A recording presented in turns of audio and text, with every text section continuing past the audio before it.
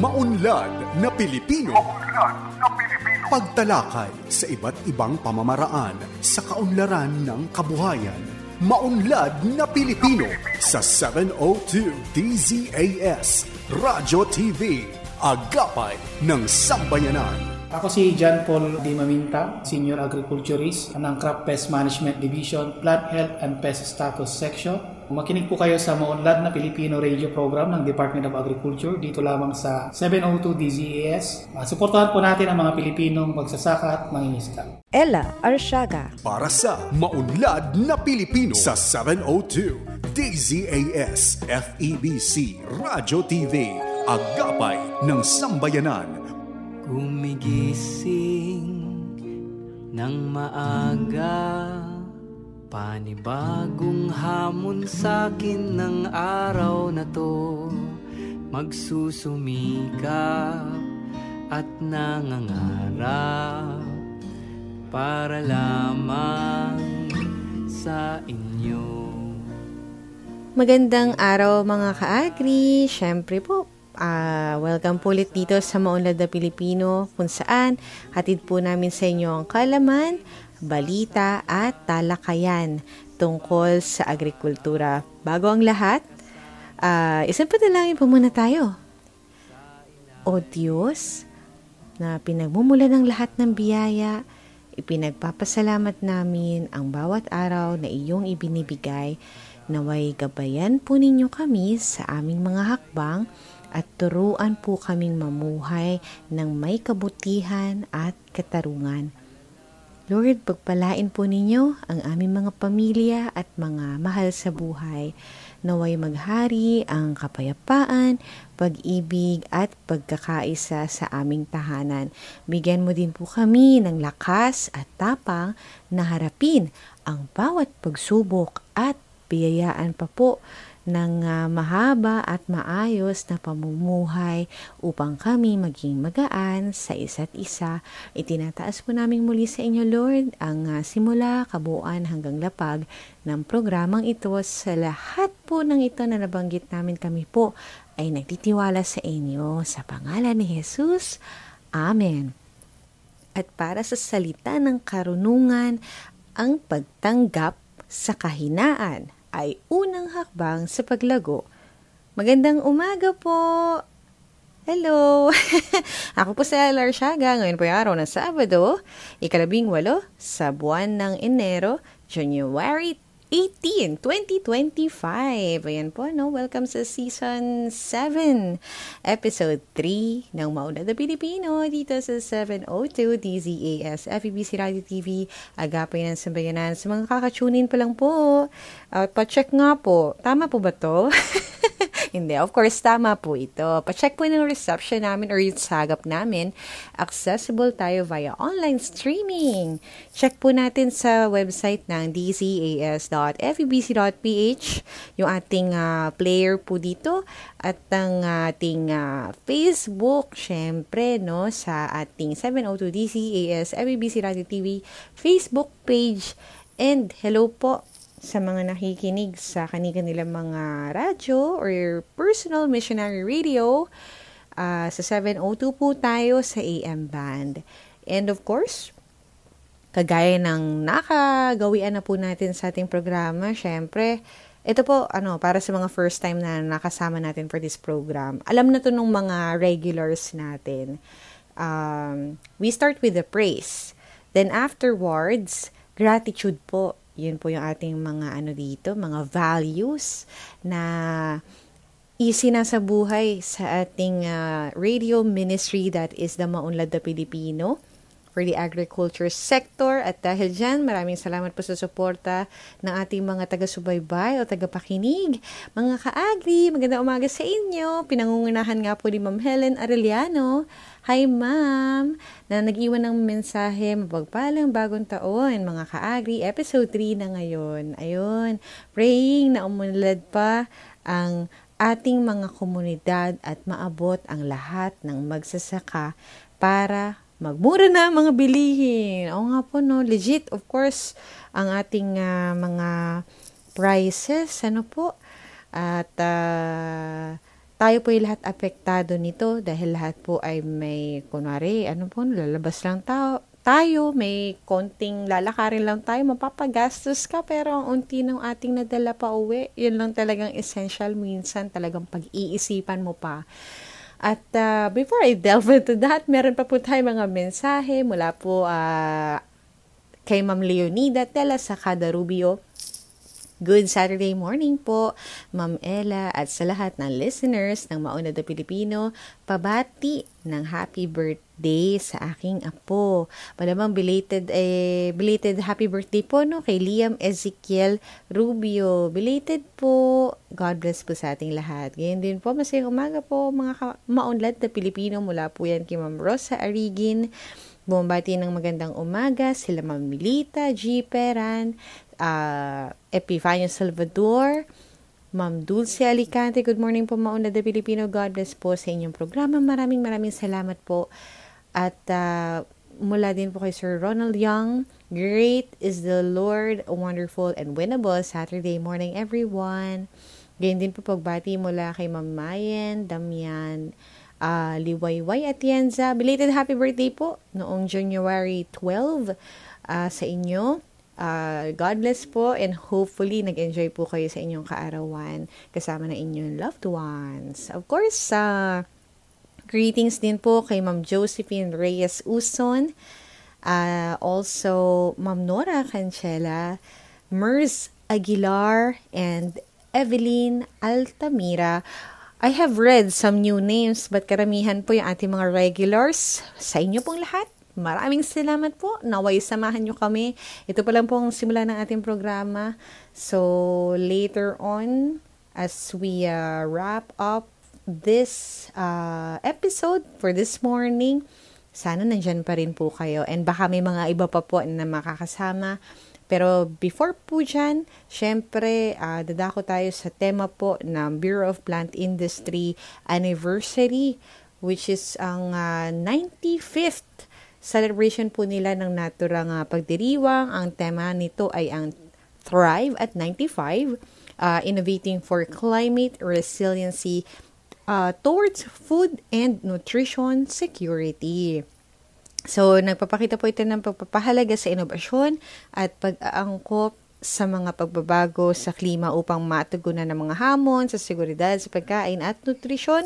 Ang tema po nito ay may layunin na ipakita ang kahalagahan ng mga makabago at sustainabling solusyon sa sektor ng agrikultura upang mapanatili po ang sapat at malusog na pagkain para sa lahat. Kumbaga, healthy everyone po, no? Everyone is healthy, lalo na sa harap o sa ating kinaharap po na pagbabago sa klima.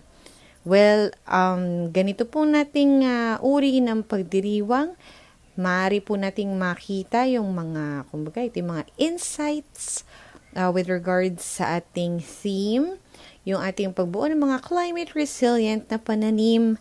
Yun po yun, yung pagtutok sa mga uri ng halaman na kaya mag-adjust sa matinding kondisyon ng klima. Gain din po another insight, pagpapabuti ng teknolohiya sa agrikultura. Patuloy po ito ang paggamit ng makabagong pamamaraan at kagamitan para mapadali po at mapainam pa ang produksyon ng pagkain. And another insight, yung pagpapalawak po ng kaalaman syempre sa nutrisyon at seguridad sa pagkain. Yung mga hakbang po na pinalalaganap upang masiguro ang access natin sa masustansyang pagkain. Of course, lahat po yan deserve ang access sa mura, safe, yan, na mapagkukunan ng ating pagkain. And of course, katuwang natin dyan, ang Bureau of Plant Industry. Ang BPI po sa DA ay hindi po bangko. Ito po yung nagsisilbing isang pangunahing ahensya na nangunguna po sa pagpapalaganap ng makabagong solusyon sa agrikultura at pagtugon sa mga hamon sa pagbabago ng klima. As you know, related po sa kanilang 95th anniversary theme. So ito nga po yung tema na nagbibigay diin sa kanilang patuloy na pag-unlad at serbisyo para sa sektor ng agrikultura. ng ating bansa. With that, shout out po sa ating mga kasamahan sa impormasyon, tanggapan ng impormasyon sa Bureau of Plant Industry. Hi Ate Lai, Eugenio. Thank you so much po sa ating coordination sa mga interviews, sa mga materyales na ating pinalalaganap. Katuwang kami po'y kasama ninyo sa pagpapalaganap ng mga magandang gawain kaugnay ng 95th anniversary ng Bureau of Plant Industry. And with that, papakilala po natin yung mga kasama natin sa diskusyon tungkol sa kahalagahan ng mainam na pamamahala ng mga peste sa sakahan. Ano po ba yung unang pumapasok kapag sinabi natin, peste sa sakahan, ano kaya yun? Masama lang ba ito? Ayan, medyo may mga clue tayo sa mga sinasabi, mga context clues. Abangan po natin mamaya pagkat makakasama po natin ang Senior Agriculturist mula sa Plant Health and Pest Status Section ng Crop Pest Management Division ng Department of Agriculture, Bureau of Plant Industry. Wala iba kundi si Ginoong John Paul or JP D. Maminta. So, abangan po yan maya-maya lamang. And of course, bukod po dyan, mas sana po, ako na magsasabi. Sasabihin ko sana mapansin nyo. Pero sabihin na po natin na mas pinadali po natin or mas pinasimple po natin this time around ang ating rundown ng segments. And aside from our episode topic na nabanggit ko just now, matutunghayan pa rin po natin ang mga updates natin mula sa iba't ibang rehiyon with the help of our farmcasters na assigned for today's episode. Yan ang ating Regions on the Go. Gayon din ang ating katuwang na kapatid na ahensya, world-funded po ang DAP or DP or Philippine Rural Development Project. Ang kanilang segment na hatid po, abangan din mamaya ang Unlad Komunidad and ang ating Agri-Trivia segment na Batid ba ninyo?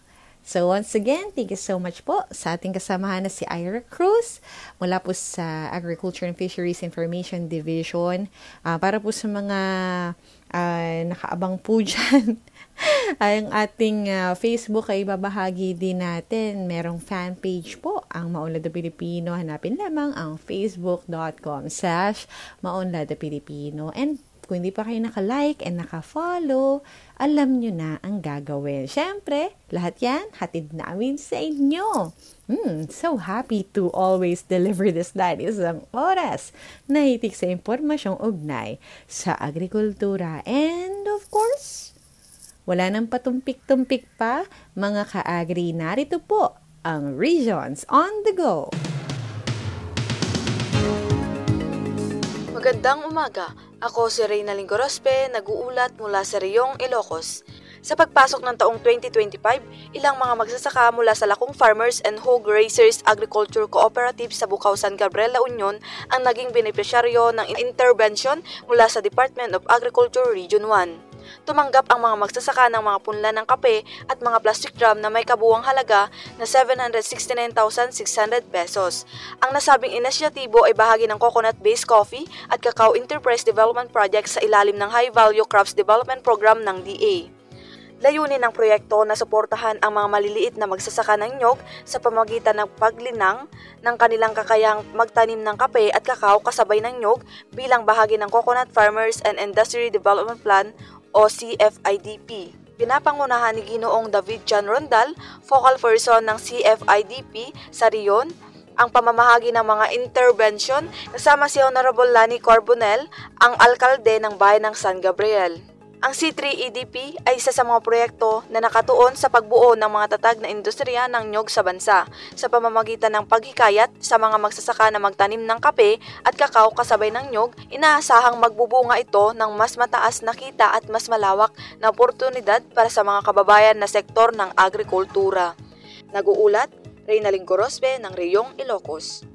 Paolo Ausay mula sa DA Mimaropa. DA Press ipinagdiwang ang 71 taong anibersaryo ng pagkakatatag. Ipinagdiwang na Department of Agriculture Palawan Research and Experiment Station o DA Press ang isang makasaysayang milestone bilang paggunita sa ika-71 taong anibersaryo nitong nakaraang Disyembre na ginanap sa DA Press Compound sa Santa Monica, Puerto Princesa City. Ang pagdiriwang ay dinaluhan ng humigit kumulang 200 kalahok, kabilang na ang mga empleyado, stakeholders at mga miyembro ng komunidad upang ipagdiwang ang 7 dekadang dedikasyon, inobasyon at ambag sa sektor ng agrikultura. Sa temang pag-asa at pang-unlad agrikultura, 71 taon ng inobasyon para sa bagong Pilipinas, ang pagdiriwang ay nabigay diin sa patuloy na pangako ng istasyon sa pagpapalago ng pananaliksik, pag-unlad at inobasyon ng agrikultura sa Palawan. Ang mga aktibidad sa anibersaryo ay nagdalayong hindi lamang balikan ang mga nakaraanang tagumpay, kundi nagsilbing gabay din para sa hinaharap ng agrikultura sa lalawigan. Isa sa mga tampok na gawain ay yung pagbubukas ng Community Farmers Market na nagtatampok ng mga lokal na pagkain at produktong agrikultural. Kasama sa market ang mga booth mula sa Palawan Tarabidan MPC para sa Kadiwa Stores, Kadiwa ng Pangulo mula sa National Irrigation Administration, NIA Palawan, at ilan pa mga agripreneurs na nakilahok sa gawain. Nagkaroon din ng mga photo exhibits at mga booth ang mga istasyon na nakapailalim sa DA Press upang makita ang mga pagbabago mula noong maitatag ito. Dito nakita ang mga tagumpay ng pag-unlad at teknolohiya ng istasyon sa paglipas ng panahon. Ayon kay Attorney Christopher Arbanyas, Regional Executive Director ng DA Mimaropa, ang selebrasyong ito hindi lamang isang pagdinilay sa nakaraan, kundi isang hakbang patungo sa mas maliwanag na hinaharap para sa sektor ng agrikultura sa Palawan at sa buong bansa. Matapos ito, nagkaroon din ng awarding ceremony kung saan pinagkaloob ang mga sertipiko sa mga Farmer Cooperative Associations na lumahok sa Community Farmers Market. Isinagawa rin ang turnover ng mga makinarya sa Palawan Young Agripreneurs Marketing Association of the South na pinangunahan ni Vincent S. Dangan. Binigyan rin ng pagkilala ang mga natatanging individual at grupo na nagbigay ng mahalagang kontribusyon sa sektor ng agrikultura sa Palawan. Dumulo rin sinasabing selebrasyon sina Regional Technical Director for Research and Regulations Dr. Nanet Rosales at Regional Technical Director for Operations Bener Dilig, City Agriculturist Melissa Makasaet, Raul Aguilar mula sa Philippine Coconut Authority at Mr. Tate Hagedorn. Mula sa DA Mimaropa, Paolo Auce nag-uulat.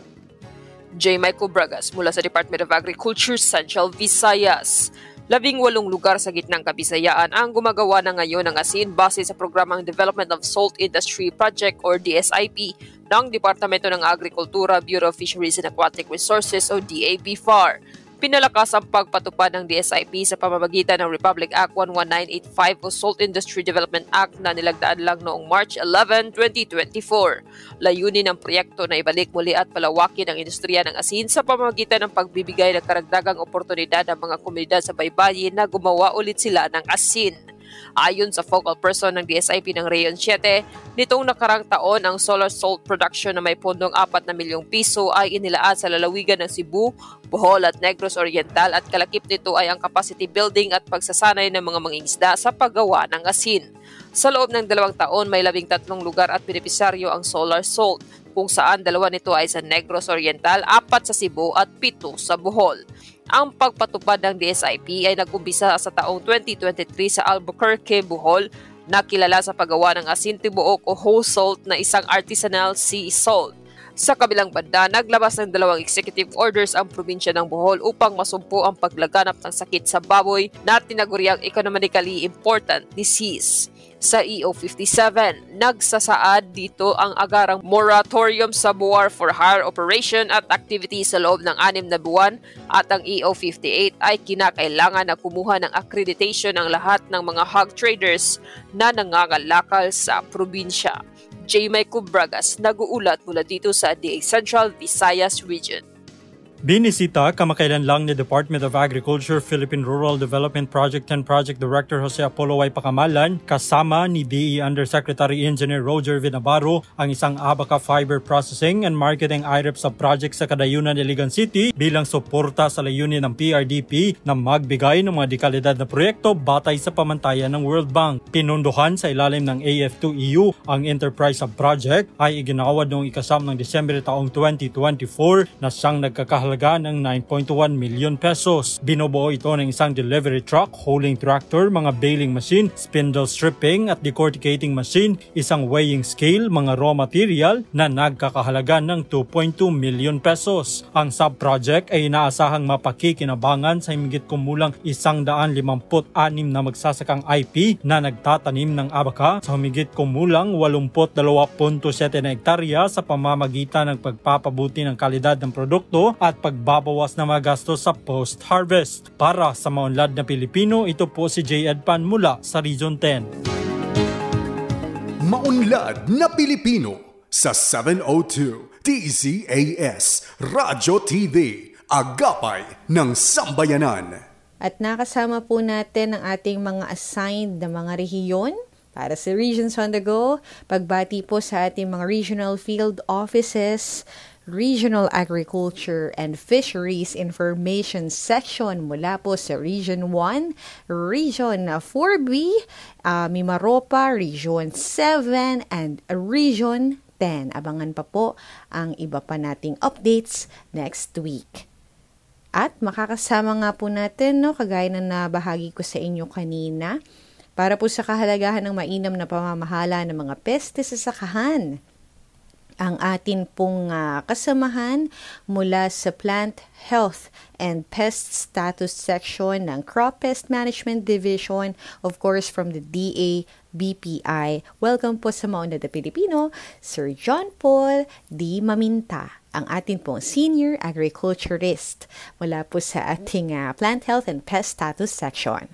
So, good afternoon. I'm John Paul D. Maminta, currently Senior Agriculturist dito sa Bureau of Plant Industry Crop Pest Management Division.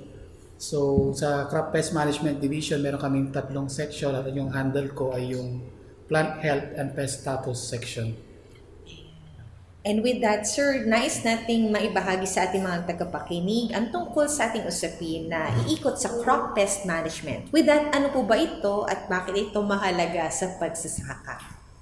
Ayun, so napaka-importante talaga ng crop pest management sa ating mga magsasaka kasi kung titignan po natin sa mga datos, ang naiko-contribute kasi ng mga pest infestations sa yield loss ng mga farmers is around 20 to 40%.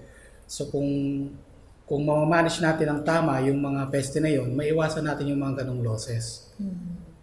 Ayun nga po, no? So sa ating mga, siguro for the appreciation ng mga nais din natin i-entry sa sektor ng agrikultura, ano-ano po ba yung mga pangunahing uri ng ating peste na madalas sumira sa ating mga pananim sa ating bansa?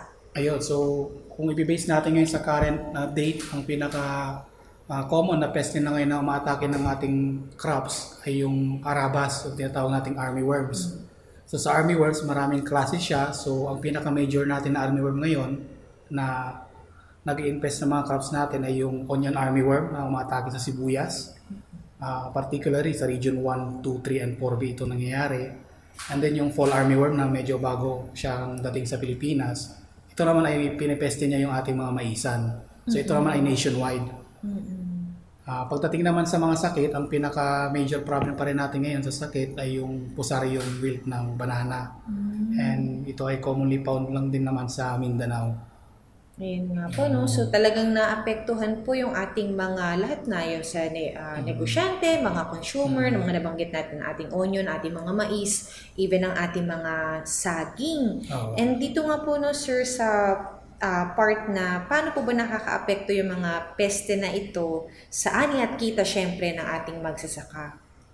Ayun, gaya ng nabanggit mo din kanina, so kung wala tayong proper pest management intervention, pag nakita natin yung mga peste na ito na umatake ng ating crops, expect natin na magkakaroon tayo ng losses around 20 to 40%. Or yung worst scenario is kung wala talaga tayong in-apply na intervention, pwede tayo makaranas ng 100% na yield loss. So wala ka talagang anihin. So sayang lang din yung effort ng ating mga magsasaka and then yung mga naipundanan nila na inputs.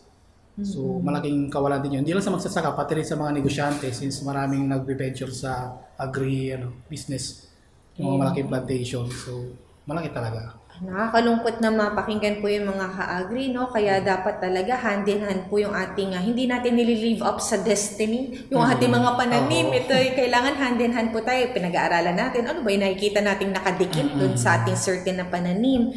And with that din, sir, meron ba tayo mga maibabahaging mga teknolohiya, tulad po siguro mga drones, sensors, na tumutukoy po or tumutulong tumukoy ng mga peste sa ating taniman? Actually, sa pest management, isa sa mga component ng effective na pest management ay yung pest surveillance. So sa pest surveillance naman, ang ginagawa natin dito, ang pinaka-goal natin is ma-detect ng maaga yung presence ng mga peste at sakit. So yung pag-detect nito, nakakatulong yung mga new technology ngayon, gaya ng nabanggit, yung drone, tapos ng mga sensors. So with that, kung magagamit natin yung mga technology na to at ma-detect natin early yung mga peste, mas makakapag-implement tayo agad ng intervention at ma-prevent na natin yung kanyang pag-damage.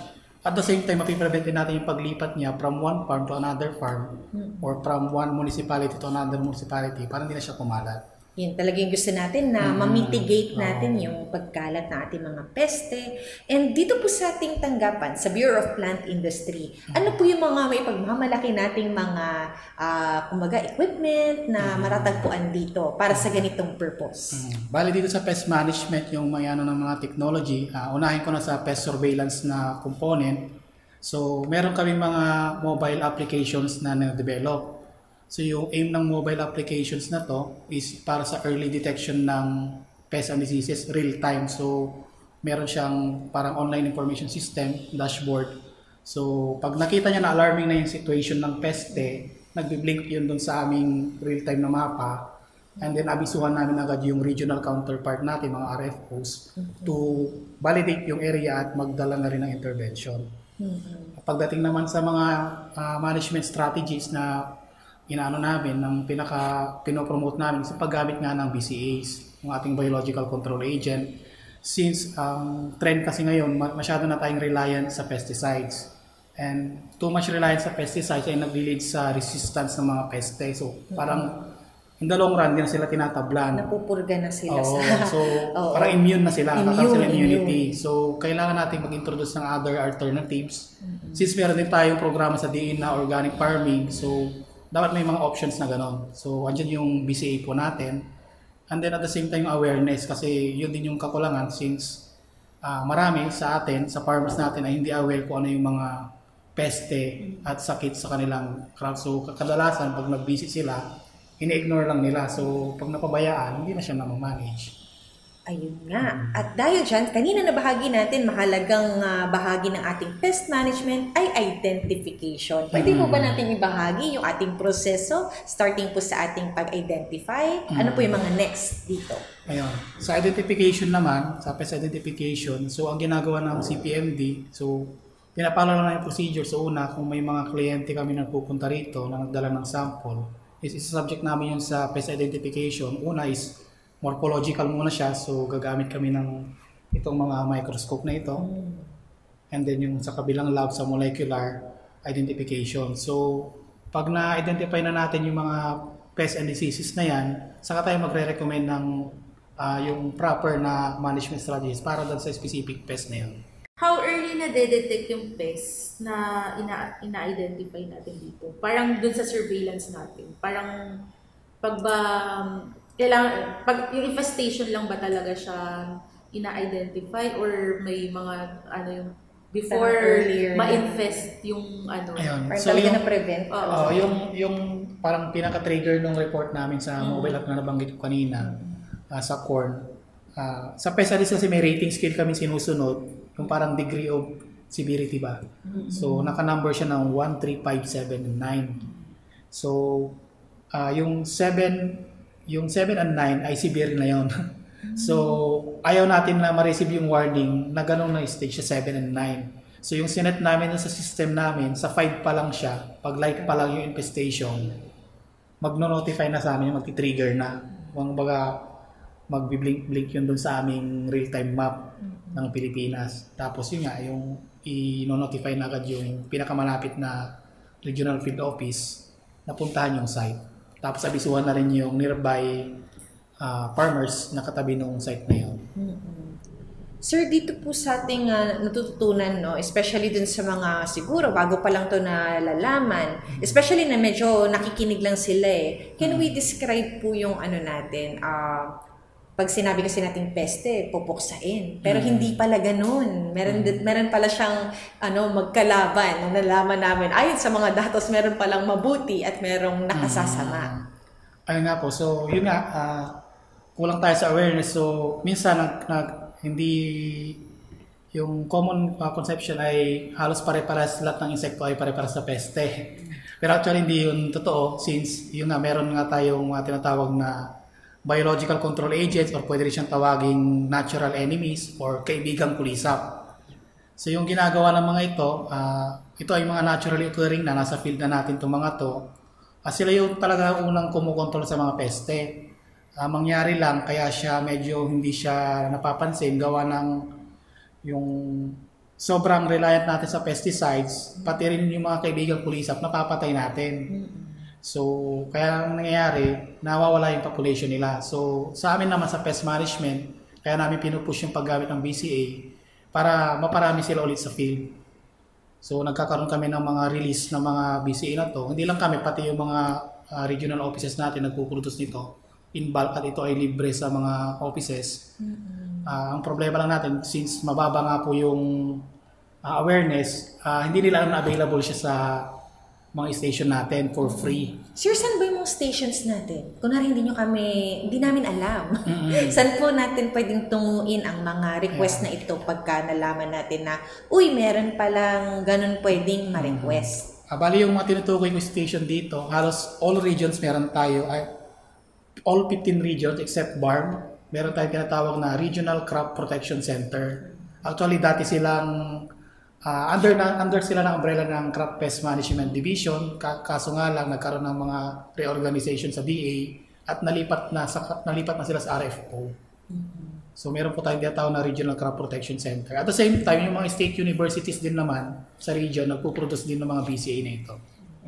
Unang-una, inilulunsad po natin or parang ibinabahagi namin sa inyo na libre po ito. Kung inyo pong sakahan ay nangangailangan ng tulong when it comes sa ating pest management, pwede po tayong sumangguni sa ating mga eksperto at mga kasamahan sa Bureau of Plant Industry. Meron nga po tayong mga regional crop protection centers. Alright, at dahil dyan, meron po ba tayong information din with regard sa mga kunwari, identified po natin yung mga, may list tayo ng ating mga natural pests, both good and yung mga kaibigang kulisap natin nabanggit and then yung mga kaaway na kulisap. Tama po ba yung tawag sa kanila? Mga nakasasama. Meron po ba tayong parang mga bago na aside from the listed po natin under BPI na kumbaga research side, meron bang nag-emerge? May mga ganun po bang klase? So yun nga, sakto rin din. Yearly, meron kaming kinakandak na pest updates. So yung mga participant namin dito is yung mga regional offices and they are required to report yung mga bagong newly detected na pests na umatake sa kanilang crops. So for this year, ang medyo late last year is yung disease ng rubber. So kung nabalitaan niyo yung rubber leaf fall disease kung saan nauubos yung dahon ng rubber. So yung isa sa mga na-report last year. So hopefully this year, may pest update kami itong January next week sa aming anniversary week. Hopefully walang ma-report na bago. Pero yun nga, i-encourage din na yung mga farmers kasi yun nga, ang basis kasi natin ng management ng mga peste ay ma-report agad at ma-actionan agad. So dapat active po yung ating mga farmers na mag-report sa kanilang mga LGU technician sa Agriculture Office para po maparating yung mga report na yun sa amin at the same time ma-validate na agad. Ayan. It's good to know po na meron tayong kumbaga routinary din na matatawag na mga pest updates. Pero of course, hindi po namin sinasabing gusto namin ng mga panibago, no po? So sa mga existing po natin, hinihikayat po natin mga ka-agri natin, yung mga nag-manage po ng mga basically mga farmers po sa ating mga bukid na sumangguni po in any assistance na kailangan po natin. Lalo na nga po at libre po ito. Kunin po natin dahil hindi po ito makakabawas sa ating puhunan. At magbabalik po tayo makalipas ang ilang sandali.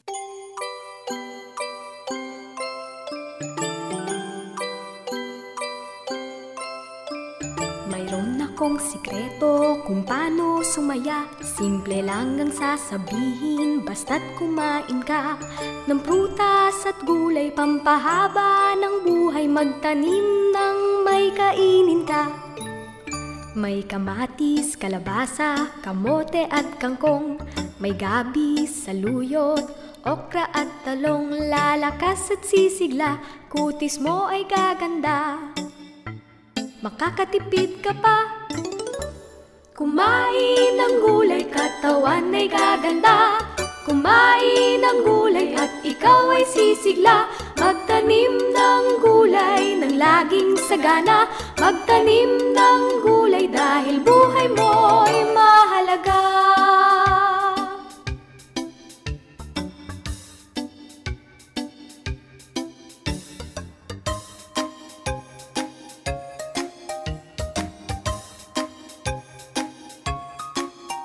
Pinakbet at ensalada, chapsuy at dinengding. Masarap na lumpiang upo, di kailangang lutuin. May tinola at malunggay, may kare-kareng gulay. Nakakatakam pa rin. Kumain ng gulay, katawan ay gaganda. Kumain ng gulay at ikaw ay sisigla. Magtanim ng gulay ng laging sagana. Magtanim ng gulay dahil buhay mo'y mahalaga. Kumain ng gulay, katawan ay gaganda. Kumain ng gulay at ikaw ay sisigla. Magtanim ng gulay ng laging sagana. Magtanim ng gulay dahil buhay mo'y mahalaga. Kayo'y nakatutok pa din dito sa Maunlad na Pilipino. Yun tungkol po sa ating mobile app, Sir JP. Meron po ba tayong information kung paano po ito maa-avail? Libre din po ba ito? Nasa App Store ba siya? Kung Android user ba siya or Android, ano ba siya sa mobile? Yung nabagi kong mobile app kanina, actually finished project namin siya. Research siya last 2 years ago, yung sa bar funded projects namin. So yung pinaka-objective kasi nun is, yung current kasi na surveillance system ngayon ng Philippines ay pen and paper. So ang ginagawa ng ating mga technician is re-record sa paper, pagbalik sa office, in code, tapos isend yung Excel file sa amin, sa region and sa amin. So pag ganung process, medyo matagal. So kumbaga, ilatake ng peste ngayon, next week pa namin malalaman. So, pag pupuntahan namin siya, late na, ubos na yung mais.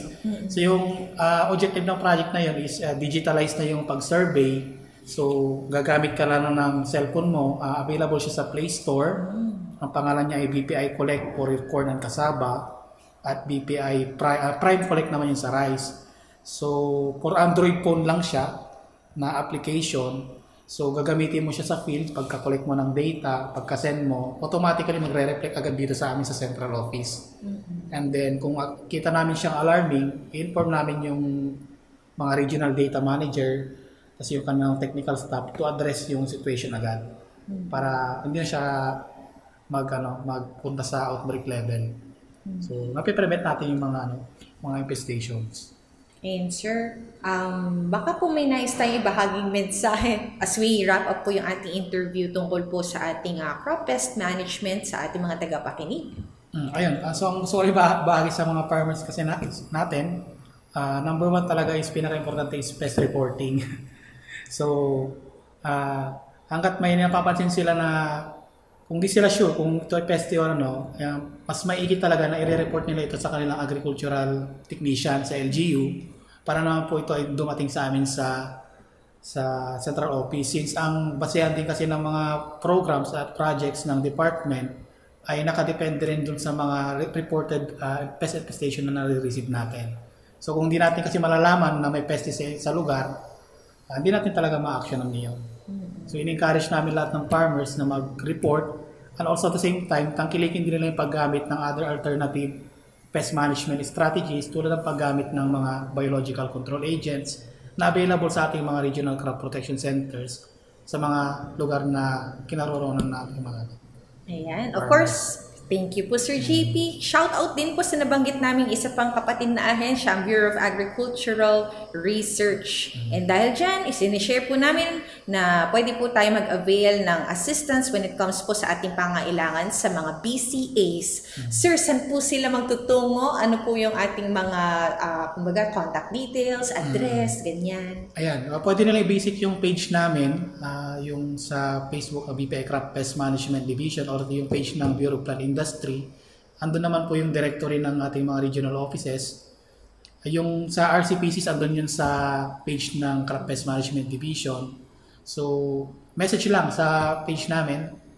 Andun na rin yung mga contact numbers para mapuntahan namin yung mga areas na may reported pests and diseases. Makipag-ugnayan po tayo at para po sa may mga Android or Android users dyan, bahagi po natin na meron tayong app. I-explore po natin ito. Once again, maraming salamat po sa inyong oras. Salamat.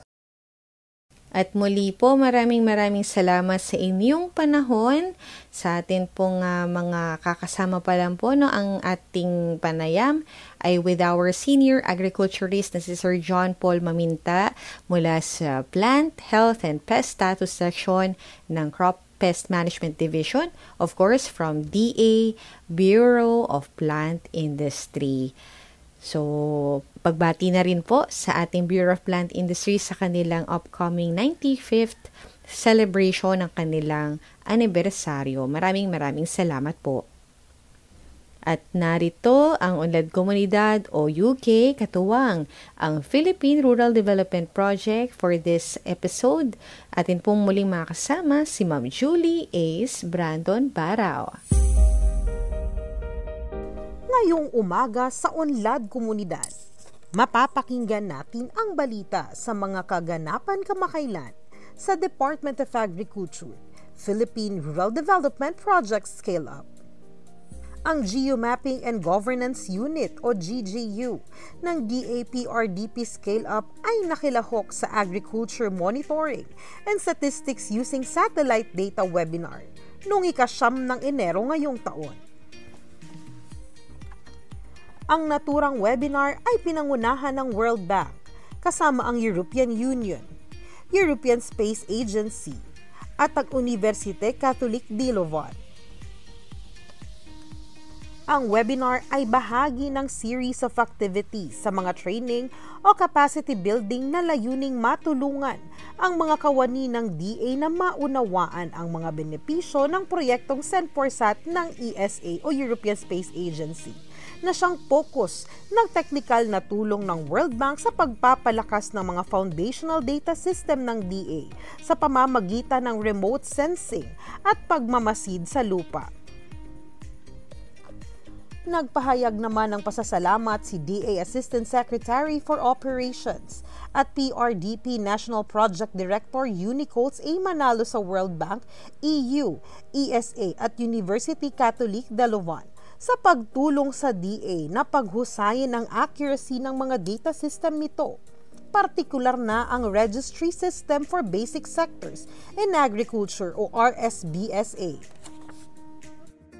Remote sensing will enable us to map crop production areas and estimate crop yields accurately and promptly. This will allow the department to craft more effective policies and interventions that benefit our farmers and positively impact the entire sector. Additionally, the data collected can inform our strategies for implementing and monitoring our interventions, thereby reducing losses from poorly planned projects. We have already seen the benefits of this collaboration through the proof of concept that the team piloted in Capiz Province. By utilizing remote sensing and Earth observation data from Sen4Stat, we validated and enhanced the map of corn production areas in the province based on the data coming from RSBSA. To propel the sector forward, we must embrace and leverage new technologies that are readily available and free to use. Ayon kay ASEC Manalo, ang partnership ay naaayon sa 3 taong digitalization plan ni DA Secretary Francisco P. Tiu Laurel Jr. na nagbibigay diin sa data-driven na pagdedesisyon at pagbuo ng polisiya gamit ang mga modern tools at teknolohiya. Ipinakilala ng unang webinar na ito ang Earth Observation Data for Agriculture. Tinalakay ni Sophie Bontemps mula sa UC Louvain ang mga gamit sa pagpapatakbo ng data ng EO sa agrikultura tulad ng monitoring vegetation growth, crop phenology, at ang agricultural practices at a parcel level. Ipinaliwanag din niya ang theoretical background ng Sen4Stat project. Ginagamit ng proyekto ng Sen4Stat ang remote sensing at data ng EO batay sa mga misyon ng Sentinel na programang Copernicus ng EU na sumusuporta sa pagsubaybay ng statistics ng agrikultura. Nagsusulong rin ito para sa pagpapatibay ng mga naturang inobasyon sa daloy ng trabaho ng mga pambansang tanggapan ng agrikultura sa buong mundo. Ang pakikilahok ng DAPRDP sa pamamagitan ng GGU ay makakatulong na mapahusay ang mga ground data gathering practices ng PRDP at bigyang kakayahan ang mga kawani sa pagproseso ng remotely sensed data. Makakatulong din ito sa proyekto sa pagmamapa ng mga lugar ng mga pananim para sa iba't ibang kalakal na sinusuportahan nito. Samantala, noong January 10 ay opisyal nang iginawad ni DA Secretary Francisco Pete U. Laurel Jr. ang No Objection Letter o NOL 1 na nagkakahalaga ng mahigit 2 bilyong pisong sub-projects na ipapatupad sa mga piling lugar sa South Luzon at Mindanao na tiyak na mapapakinabangan ng mga farmers at fisher folks na benepisyaryo ng PRDP. Sa South Luzon, ginawara ng 495.68 million pesos ang munisipyo ng Mulanay sa Quezon Province para sa concreting ng Bagupaye hanggang San Pedro Farm to Market Road with bridges na personal namang tinanggap ni Municipal Mayor Aristotle Aguirre. Nakatanggap rin ng Mindanao ng pondo para sa 7 FMR sub-projects sa iba't ibang probinsya. Kabilang sa mga proyektong ito ang rehabilitasyon at pagkonkreto ng Kayamkam Batungan FMR sa Zamboanga, Sibugay na nagkakahalaga ng 258.56 million pesos. Pagkonkreto ng kalsada mula Purok 6 hanggang Sitio 27 sa Barangay Palau, Lanao del Norte na nagkakahalaga ng 185.65 million pesos. Pagkonkreto ng Panansalan, Cartegana, Luzaran, Dampalan, Macaliber, Alto FMR sa Misamis Occidental na nagkakahalaga ng 125.1 million pesos. Bukod dito, ang iba pang sub-project ay ang pagkonkreto ng kalsada mula Purok Kalyong hanggang Bukal Iil, Guaza, Buluan at Paradise Landan sa Pulomolok, South Cotabato na nagkakahalaga ng 266.74 million. Gayon din sa San Isidro Buto FMR na kinabibilangan ng isang tulay sa Tampakan, South Cotabato na nagkakahalaga ng 151.18 million pesos. Ginawaran din sa Mindanao ang Green Hills Camansi FMR sa President Roxas, Cotabato na nagkakahalaga ng 132.73 million pesos at ang NRJ Trinidad Mabini FMR sa Surigao City del Norte na nagkakahalaga ng 369.90 million pesos.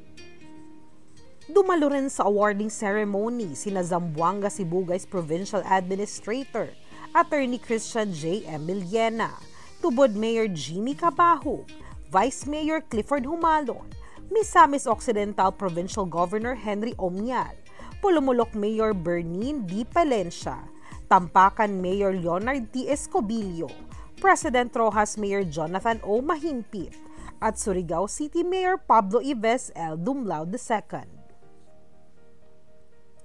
Ang mga subproyekto ng PRDP ay makikinabang sa 11,423 na mga kabahayan o households sa pamamagitan ng makabuluhang pagpapahusay sa kanilang mga sistema ng transportasyon at pagpapabuti ng akses sa mga mahahalagang pagkukunan ng serbisyo. Ayon kay Secretary Chu, ang mga subproyektong ito ay inaasahang magpapayaman sa mga pangkahalatang kalidad ng buhay ng mga komunidad at magbibigay daan sa kanila na umunlad ang kanilang mga kabuhayan. Kasama rin sa mga dumalo ang mga DA officials mula sa project support offices at regional project coordination offices. Para sa iba pang balita tungkol sa panibagong DAPRDP Scale-Up, patuloy na makinig tuwing Sabado ng umaga dito sa Unlad Komunidad, ang programa sa radyo ng Department of Agriculture, Philippine Rural Development Project. enabling communities, expanding opportunities. And of course, our sincerest appreciation sa iyo, Ma'am Julie. Maraming salamat. Abangan pa ang mga inihandang bahagi ng DAPRDP dito lamang sa Unlad Komunidad, dito pa rin sa Maunlad na Pilipino, 702 DZAS. And, ayan, mabilis yung pasok. Welcome po sa ating Agri-Trivia segment na Batid ba ninyo? Ayan, for sure. Mababatid po ninyo ang bahaging ito pagkat ibabahagi natin. Batid ba ninyo na si Maria Orosa, kilalang chemist sa Pilipinas kung saan ipinangalan din ng isang kalsada malapit sa Luneta, Maynila, ay nagtrabaho po sa Bureau of Plant Industry? Oh, hindi nyo alam lahat yan ano? Si Maria Orosa E. Ilagan na ipinanganak po noong November 29, 1892 at pumanaw sa petsang Pebrero 13, 1945 ay isa pong Pilipinang kemistang pang-agrikultura, inventor at bayani ng digmaang pandaigdig. Ipinanganak po siya sa Taal, Batangas at naging tanyag sa kanyang mga imbensyon na nakatulong sa pagpapabuti ng kalusugan at nutrisyon ng mga Pilipino.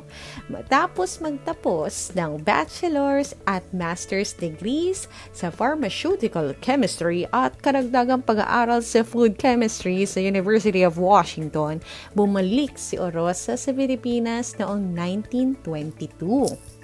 Dito po, nagsimula siya magtrabaho sa Bureau of Plant Industry at nagtuon sa pagdevelop ng mga produktong pagkain mula sa mga lokal na sangkap upang matugunan ang problema sa malnutrisyon. Kabilang sa kanya mga imbensyon, ang Soyalac, isang inuming gawa sa soya beans, at Darak, isang cookies na gawa sa rice bran na mayaman sa vitamina B1. Ang mga produktong ito ay naging mahalaga sa panahon ng World War II kung saan tinulungan nilang mapabuti ang kalusugan ng mga Pilipino sa ilalim ng pananakop ng Hapon. Isa sa kanyang pinakatanyag na imbensyon ay ang banana ketchup, isang alternatibo sa tomato ketchup na gawa sa saging. Ang produktong ito po, of course, ang banana ketchup, ay naging paborito sa mga hapagkubo sa Pilipinas at patuloy na tinatangkilik hanggang ngayon. Bilang isang aktibong kasapi ng kilusang paglaban sa panahon ng digmaan, si Orosa ay naging bahagi ng Markings Guerrillas at nag-ambag sa mga pagsisikap ng mga gerilya sa pamamagitan ng pagdevelop ng mga pagkain at inumin na tumulong sa kalusugan at kaligtasan ng mga mandirigma at sibilyan. Sa kabila ng panganib, ipinagpatuloy niya ang kanyang misyon hanggang sa kanyang pagkamatay noon nga pong February 13, 1945 sa isang pambubomba sa Remedios Hospital sa Malate, Manila. Ayan ang ating batid ba ninyo para sa araw na ito. Muli maraming salamat sa oportunidad na kayo ay aming mapaglingkuran. Ang Maunlad na Pilipino ay programang pang-radyo hatid sa inyo ng Department of Agriculture, Agriculture and Fisheries Information Division. At narito po ang ating pagkain kaisipan mula sa aklat ni Ezekiel 14:6. Sabihin mo nga sa bayang Israel na ipinapasabi ko, magsisi na kayo at tigilan na ninyo ang pagsamba sa mga Diyos-Diyosan. Mula po sa DA, inyo pong napakinggan ang edisyong ito ng Maunlad na Pilipino dito sa 702 DZAS FEBC Radio TV, Agapay ng Sambayanan, na may himpilan po sa Ortigas Center, Pasig City at kasapi sa KBP o ang kapisanan ng mga broadcaster ng Pilipinas. Wagas po ang aming pasasalamat sa pag-agapay talaga sa amin ng aming DZAS family. Thank you so much with your help po sa lahat ng episode, including this week's episode. And of course, sa'yo na nakikinig sa bahaging ito up to this part of our program. Maraming salamat. Ayun, samahan niyo kami ulit next Saturday, 5 to 6 in the morning. And of course, sa mga katuwang po namin sa programang ito, kabilang syempre si Ira Cruz. Thank you so much, Miss Ira Cruz, and sa lahat po ng bumubuo ng DA AFID. Ito po ang Maunlad na Pilipino. Ako po si El Arshaga. Hanggang sa muli, magtanim ng pangarap, mag-ani ng tagumpay. Enjoy the rest of the weekend! Maunlad na Pilipino sa 702 DZAS Radyo TV, Agapay ng Sambayanan.